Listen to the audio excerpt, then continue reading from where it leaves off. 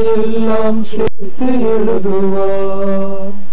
சீயோன் திருநகரின் அஸ்திவாரங்கள் பரிசுத்த மலைகளிலே அமைந்துள்ளன. உன்னிடத்தில் வாசம் செய்ய இருப்போரே அனைவருமே ஆனந்தம் கொண்டிருப்பார். பிதாசுதன் ஆவிக்கும் மகிமையாகுக, ஆதியிலே இருந்தது போல் இன்றுமாகுக.